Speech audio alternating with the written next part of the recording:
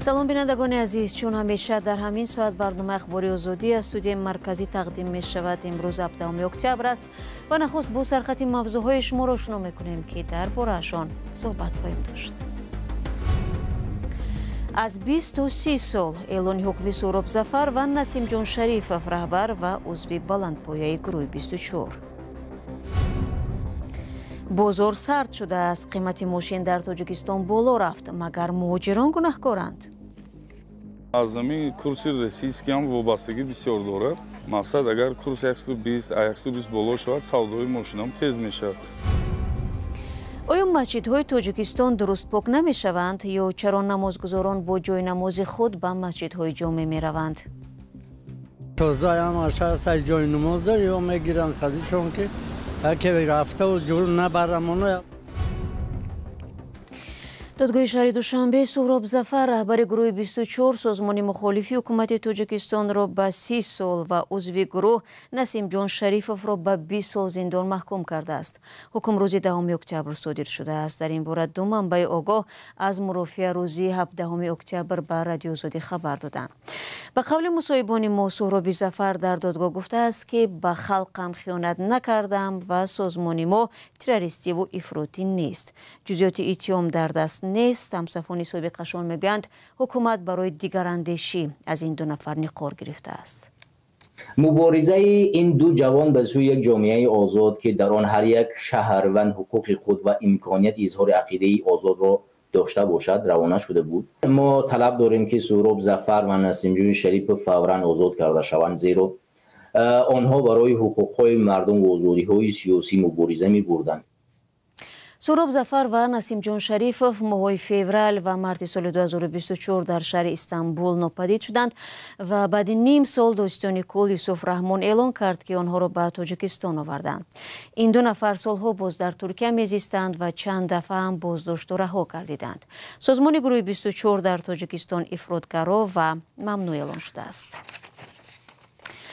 як моҳ пеш бо қарори президенти Тоҷикистон иҷоза доданд 2500 мошинҳои кӯҳнаро аз амборҳо ба бозор бароранд. бархе аз харидорон умедвор буданд ки нархи чунин мошинҳо арзонтар мешавад, вале баръакс шуд. ҳоло вазъи бозори мошинфурӯшӣ чӣ гуна аст? Фарзон Муҳаммадӣ аз Хуҷанд гузориш медиҳад. бозори фурӯши нақлиёт дар шаҳри Хуҷанд пур аз мошину харидор аст, аммо савдо дар авҷ нест. тоҷиру мошингир соатҳо савдо мекунанд, вале дар таъйини нарх ба мувофиқае намерасанд. ҳолдонҳо мегӯянд ин вазъ баъди қарори раиси ҷумҳур ҳам дар бораи авфи мошинҳои кӯҳна беҳтар нашудааст. фурӯшандагон сабабро дар дигар омил мебинанд. акун фикри манба аз замин курси российский ҳам вобастагӣ бисёр дорад. мақсад агар курс 120 боло шавад, савдои мошинам тез мешавад. мақсад муҳоҷирон мебиён иваз мекунам пулашон наё, мақсад ваё ба арзонтар фикрашон ва ҳам хеле арзонтар мефурад.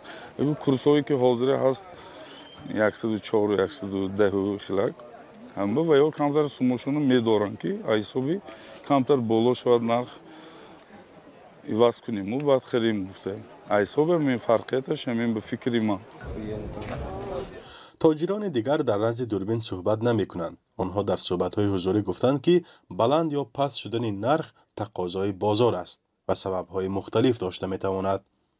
харҷи яксолаи истгоҳҳо ва нав кардани қисмҳои эҳтиётӣ боис ба афзудани нарх шудааст. харидорон мегӯянд чунин нархнома ба ҳама талабгорон мувофиқ нест.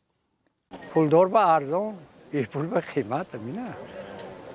мошинҳо барои тиҷорат, нақлиёт, одамкашӣ, боркашӣ вайҳо аку арзонтару ва сала мошинҳои ин вай шароит ба камаш 50,000 сомон кам калом намешавад.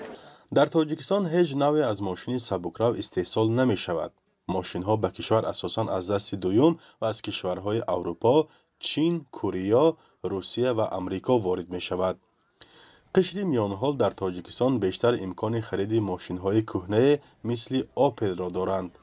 тоҷирон мегӯянд мардум тавони харидани мошинҳои навро надоранд ва барои ҳамин талабот ба мошинҳои кӯҳна зиёд шудааст.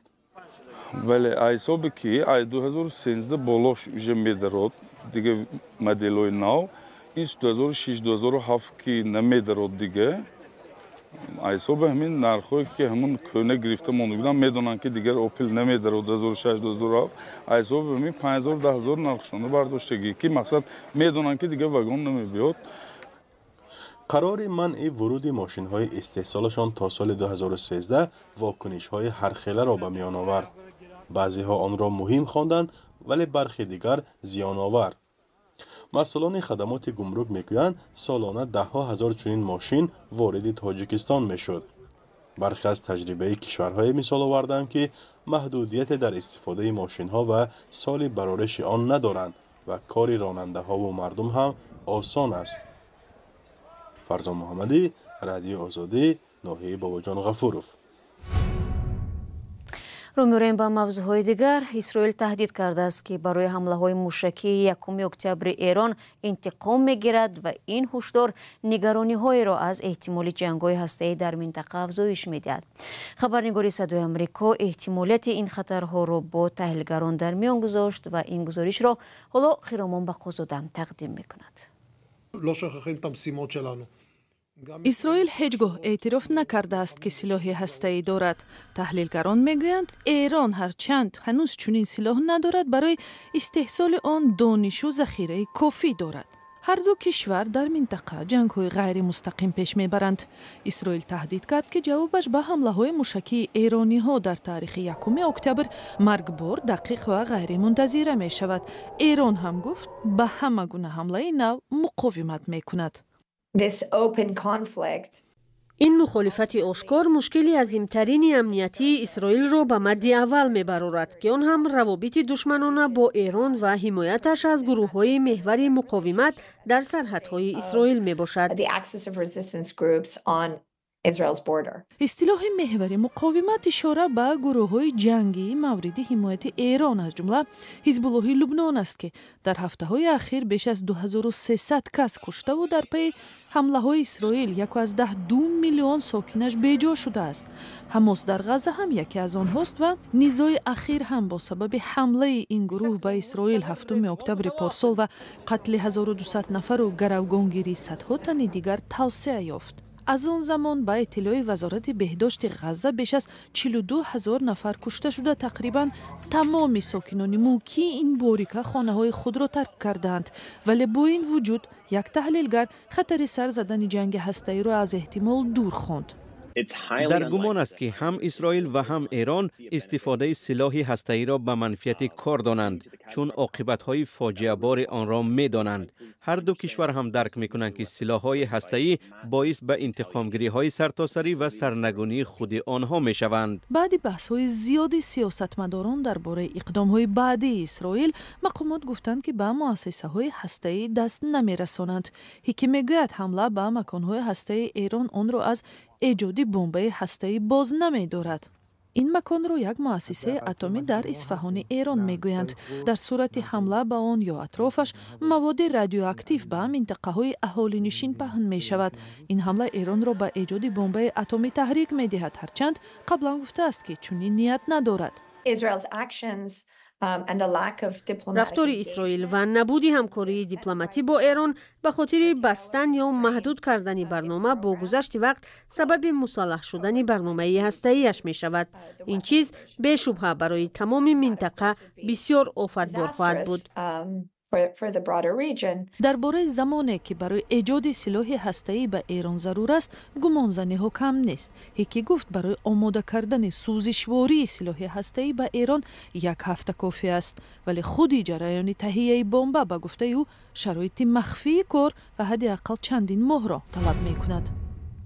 برمیگردیم به تاجیکستان. سالهای اخیر تخریب بیناهای بلندآشیانه در کشور بارها با تشویش ساکنان همراه بوده است. مقامات اکثرا دلیل پیش می‌آورند که به جای ساختمان‌های فرسوده شده زمان شوروی بیناهای معاصر می‌سازند.